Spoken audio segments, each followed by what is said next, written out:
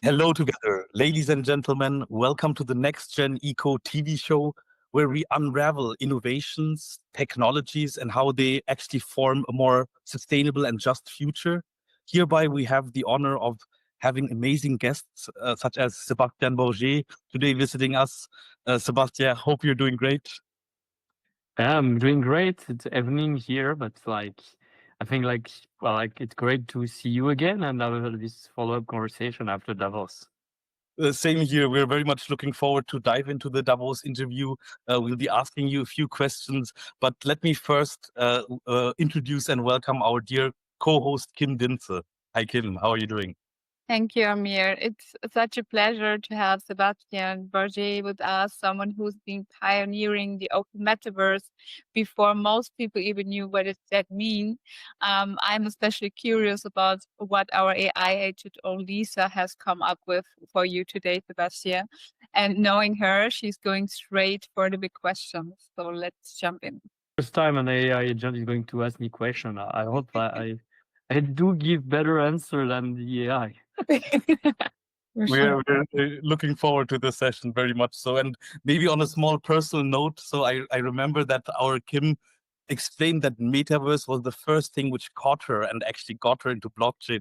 So we definitely have like a great topic match here, but let's not waste any time and jump right into the question. So the first question I have, dear Sebastien, is how do you see the future of Web3, also taking into account other technological developments?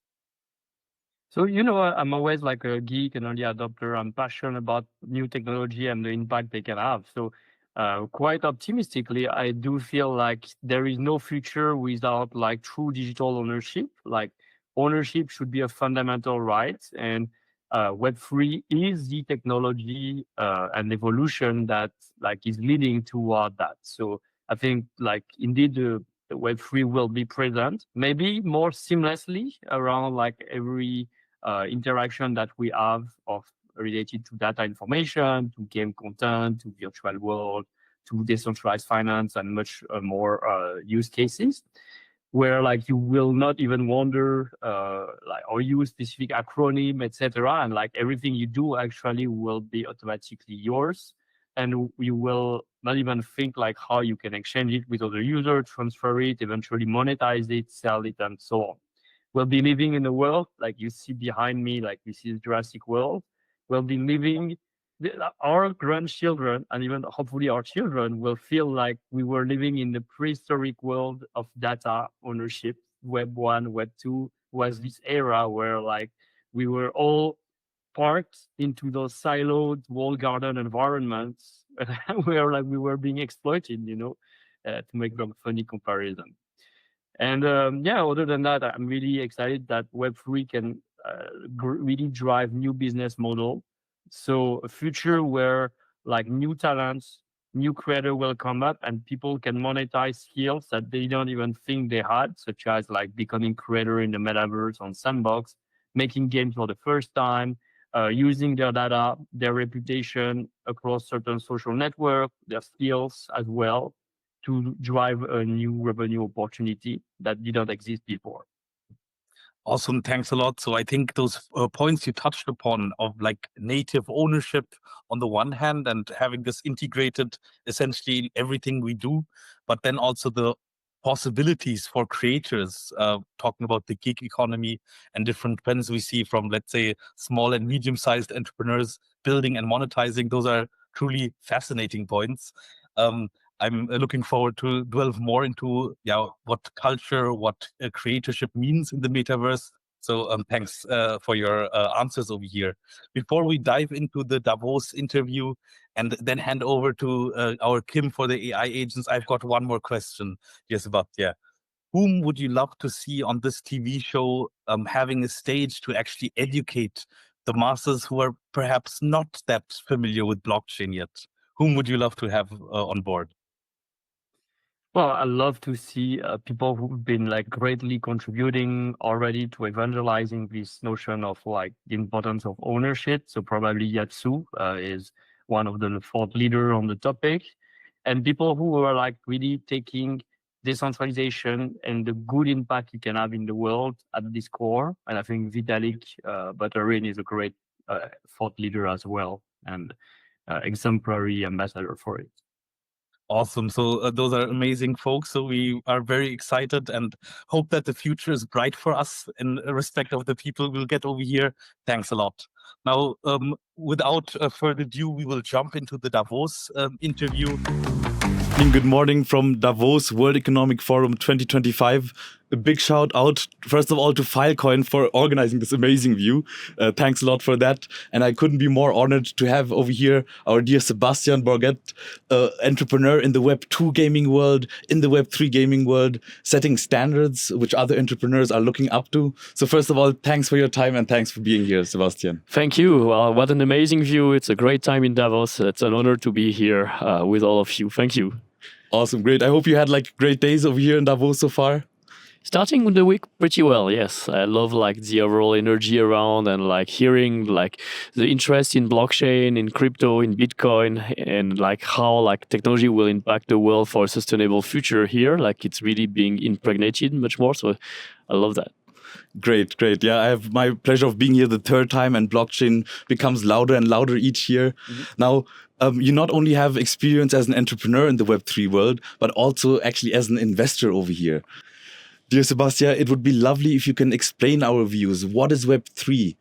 It would be amazing if they can grasp it a bit better with your knowledge. All right, so let's maybe go through like the history. Like internet started and what we call the Web 1 really as like the ability for people to consult information online. But that information is usually published by a very few, like few companies, universities, school that provide like information, but the information cannot be really edited. Users cannot contribute to this information that's online.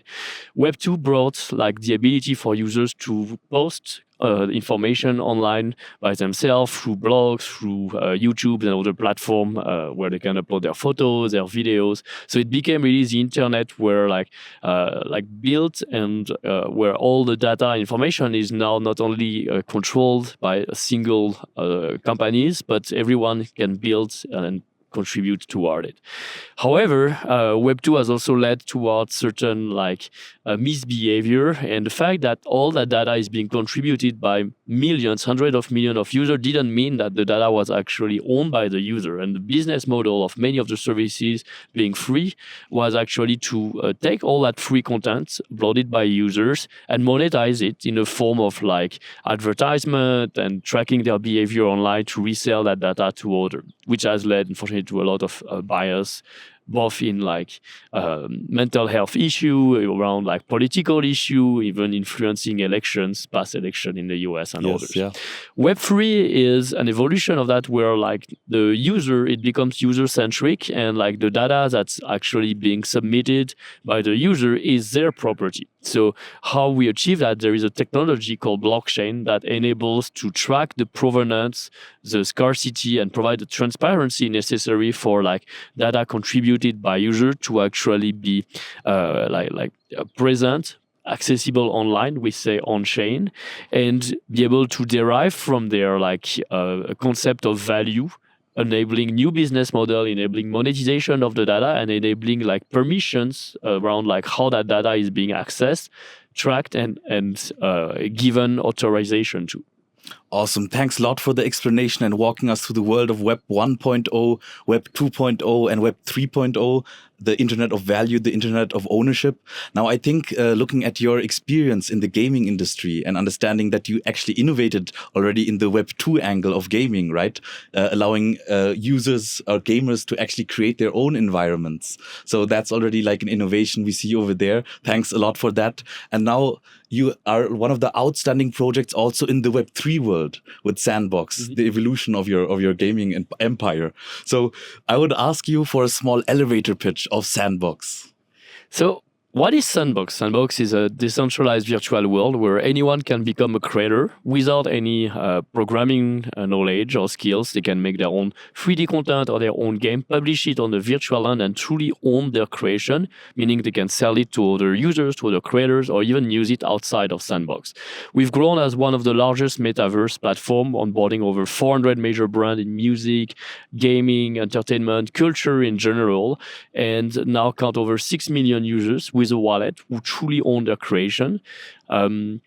I think we've been leading toward like this vision of creating an open metaverse where users not only own their asset but can utilize them in Sandbox and outside. And we are keen to continue pursuing the decentralization of data by involving now like the ability for users who own land or own the token of the platform to vote, to participate in the democracy, which is called like governance through DAO, to evolving the future of how that virtual world and platform will evolve. Thanks a lot for sharing, and thanks a lot for the great contributions over here.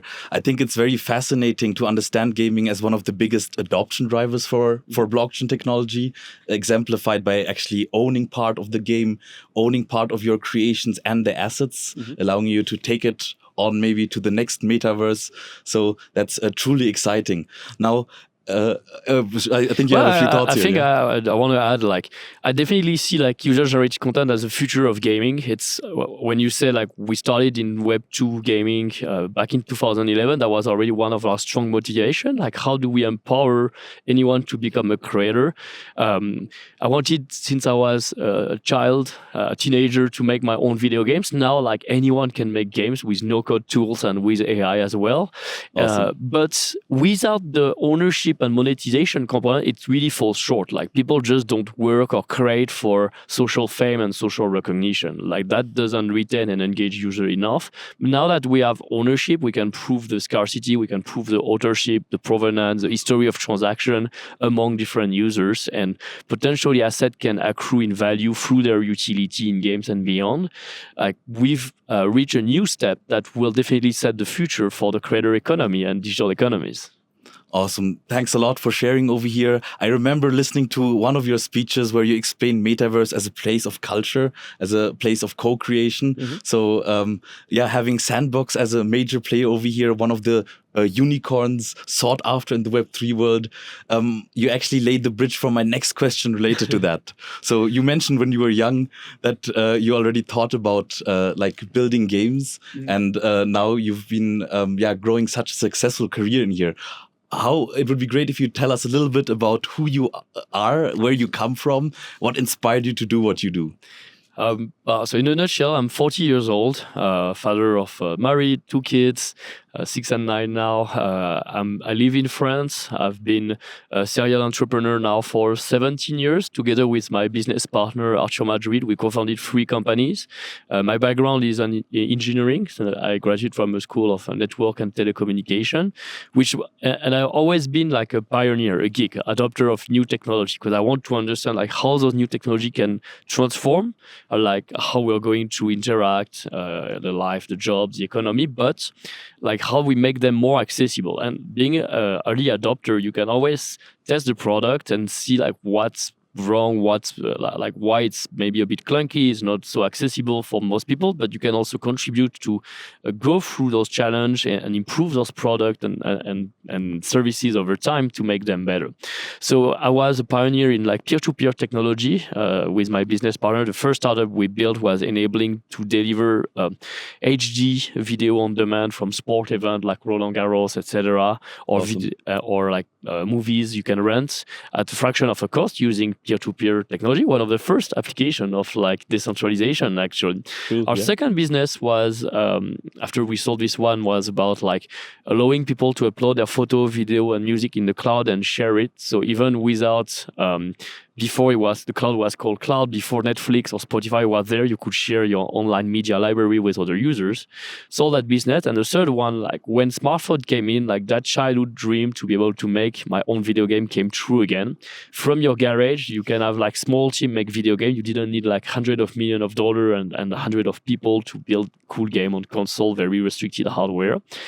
And I thought like that was the right time to use the innovation of smartphone, the touchscreen, to enable people to make just any game they want by the touch of their finger. So not just me making game, but enabling anyone to make their game is kind of like what the passion that we pursue, the mission of Sandbox today. Moving forward, that game grew into a large success at 40 million downloads, 70 million player-made creation, and in 2018, 19, we launched a new version of it, this time with blockchain, because going back to what I was saying before, I've been really close to our community of users. I was featuring them, I was talking to them on a regular basis, I was sending them payment because we couldn't do it with App Store or Google Play Store. You cannot send a payment to your top creator, even though they contribute their content that make the revenue of your business. And I saw the limits of that system. I could manage maybe 100 people, sending them a contract, sending them a payment via PayPal or something like that. And then I found about blockchain technology and NFTs, and I saw like instead of just selling virtual cats on the blockchain, the big hit by them, CryptoKitties for people who knew it. How about like anyone could make their own NFT and use this to actually monetize the content they made? And that really drove us to launch this new version of Sandbox. Full platform with a marketplace, a map, a content creation tool, a 3D editor, a no-code game maker that's now being used by like over 500,000 players. Like we have 2,000 games live on the platform, and many over 100,000 holders of avatars, land, and all the other user-generated content NFTs. And we've also not only decentralize the ownership of the world with the map of the assets made by the creators and the avatars, we represent the identity of players. We also decentralize the economy of that platform with a Sand token, which is a top 100 cryptocurrency and top 5 gaming coin as well. Congrats and thanks for sharing this amazing journey. I think what like future entrepreneurs can pick up is like being open for different technologies, understanding how that can actually change or solve a problem in the industry one wants to like pursue. So I think that's a very interesting learning out of your sharings. Yeah, I think like let's always be curious. Like I just talked about Metaverse. Like if you're curious, your first reaction is go to sandbox.game, check out, try it for yourself and play.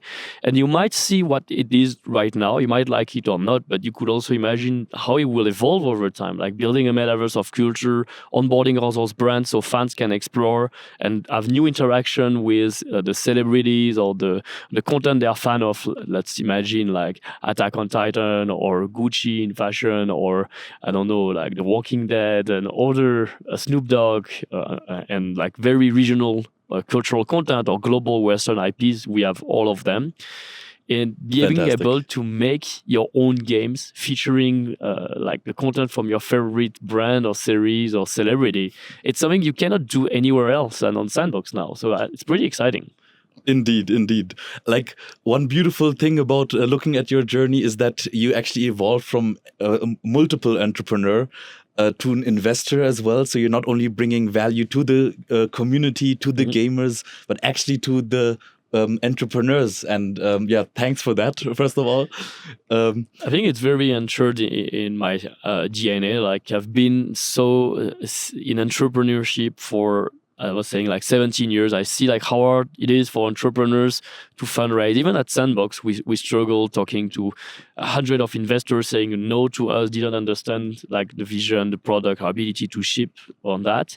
So whenever I meet like a like-minded entrepreneur who really focus on the product first and want to like make an impact, I try to help through sharing my experience as an advisor or making like an angel ticket. And today that has grown into a portfolio of more than 300 companies that we support together with my business partner, Arthur Madrid.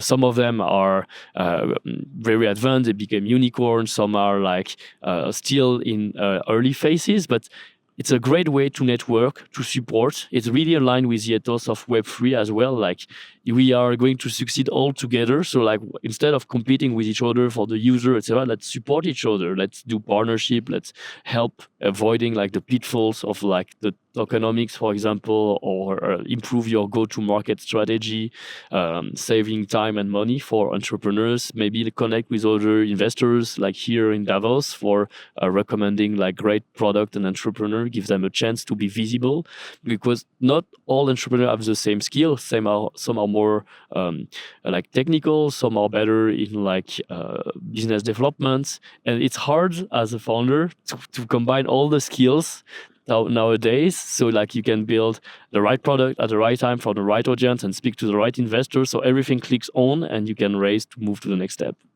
Thanks for sharing. So the last question over here would be for the people who maybe skip the entrepreneur life or invest directly. So what is your approach to investing?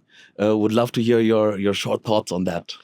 So blockchain and cryptocurrencies have democratized access to investment, and a lot of people can learn by themselves, reading white paper and making decision around like if they feel like certain project might actually be useful, grow, and like generate value. And through the ownership of token, they can also like take a stake into that value growth. And I think like generally my recommendation for them is still like I don't just look at what the potential of something could be. I still look at very simple fundamentals, like who's the team behind it, what's their previous experience in building and shipping product, how can they deliver on what they promise concretely. So I try to validate all those steps. Sometimes I challenge a lot the founders on their vision, make sure they will also prioritize on the right focus. So don't hesitate to ask questions on the community, to the founder, to listen to their IMA, to really make sure like they are not just pitching something, but they're actually shipping and putting their effort where their mouth is. Awesome. Thanks a lot, Sebastian, for your valuable time here at Davos. We're looking forward to follow you and hear more from you. All the best to our viewers. Hope you learned a lot. Thanks a lot, Sebastian. Thank you as well. Now it's time to hear what our leader has lined up. The first question: what scares you the most about digital identity and the metaverse right now? And just as important, what gives you hope? Aha. Interesting question. What scares me the most, I guess, like there is still like a lot of like identity theft cases that we are seeing across both in like physical world and digital world. And like actually the digital world has accelerated that problem of like identity theft, possible like damage to your reputation online that can actually have negative impact into the physical world as well, and your ability to access, I don't know, like credit, jobs, interviews, loans, and so on. So where is the opportunity going? I do think like the world is caring much more about like the importance of our digital identity and like digital online reputation. And we want to use all the data that's available to build more solid reputation scores based on our action that actually both exist in the physical world and in the virtual world. So if I'm a great, very engaged creator in the Sandbox, in Minecraft, in Roblox, I spend hundreds of hours making very interesting world.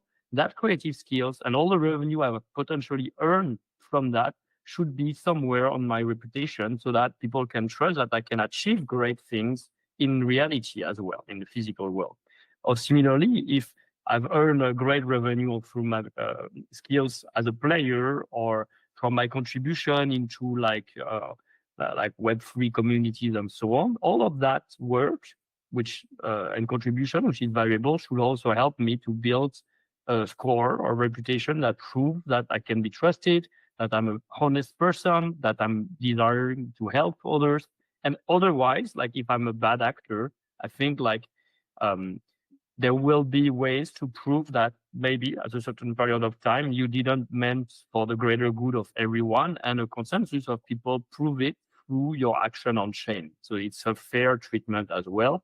And nobody can actually create elaborate scheme to hurt your reputation or prove things that didn't happen. So I would like to believe that the technology helps to give more transparency and more trust to be able to evaluate, like prove their honesty and create more trust in general online.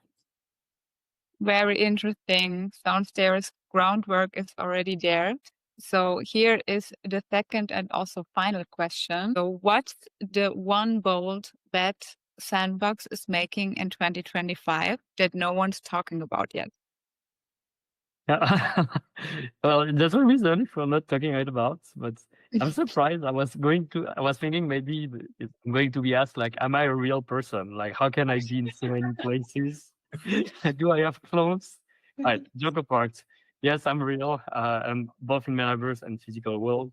I think the great vision of Sandbox remained the same over the years. Like, our mission is to empower anyone to become a creator, and we are using brand and content to like attract the fans, to bridge traditional users and fans toward like discovering the potential of Web3.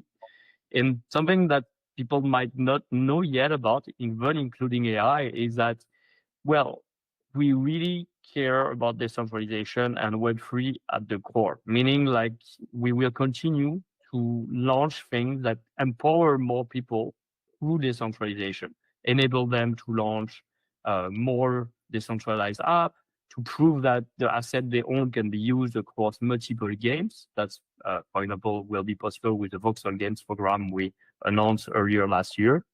And like basically give even more utility to all the assets that are available within the Sandbox ecosystem, from lands, avatars, and some token. Thank you. Thank you, Sebastian. These conversations that really move the space forward. Thank you so much. I can also only agree. What an honor having you over here as like one of actually the first guests of the Next Gen Eco. So that's an amazing kickoff, and we are super excited about the future. We are super happy for you to share with other builders and yeah, let's say the general public of what Web3 can do, what a personal inspiration can actually end up into. So thanks a lot, Sebastian. See you soon. My pleasure. Well, it's an honor to be first. Glad to share those words with you and have this interview. And like, don't be shy. Jump into the metaverse. Go through the portal. It's not a Jurassic World like you can see behind me. There's a lot to discover, and we're all building the future together.